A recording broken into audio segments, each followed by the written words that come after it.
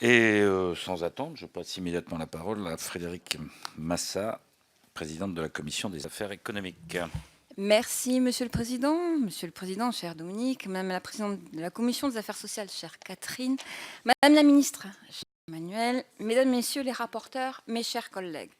La Commission des affaires économiques, dont le rapporteur pour avis est Daniel Goldberg, se réjouit de pouvoir examiner aujourd'hui le budget de la mission Égalité des territoires et logements, qui, avec un montant total de 18 milliards d'euros, est la quatrième mission la plus importante du budget de l'État.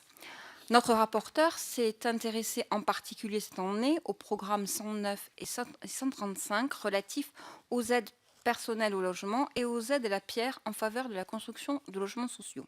L'année dernière, la loi de finances a procédé à la création du Fonds national des aides à la pierre et à une réforme des conditions d'attribution des APL qui s'est partiellement inspirée des conclusions d'un groupe de travail créé par notre commission. Cette année, le projet de loi de finances est marqué par une certaine stabilité sur ces deux points. Il serait donc intéressant que vous nous présentiez, Madame la Ministre, les modalités d'application des mesures adoptées l'an dernier. Notre commission est également très attentive à l'évolution du secteur de la construction. Nous nous réjouissons donc que les chiffres de cette année soient très bons. Les mises en chantier de logements neufs sont en hausse de 7,4% sur un an et les permis de construire pour des logements neufs ont bondi de 17,3%. Notre rapporteur ne manquera pas de vous livrer son analyse sur les ressorts de cette reprise. Permettez-moi juste de vous poser deux questions complémentaires.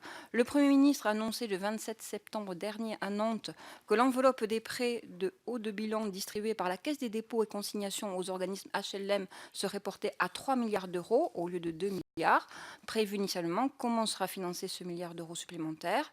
Et seconde question, comment comptez-vous informer le Parlement de la programmation relative à la production de logements sociaux qui sera retenue par le Fonds national des aides à la pierre pour 2017? Je vous remercie.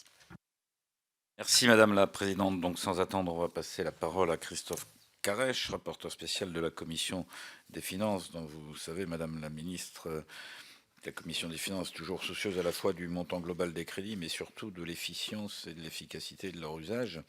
Et donc Christophe Carèche va nous rapporter tout cela avec le talent qu'on lui connaît. Merci, Monsieur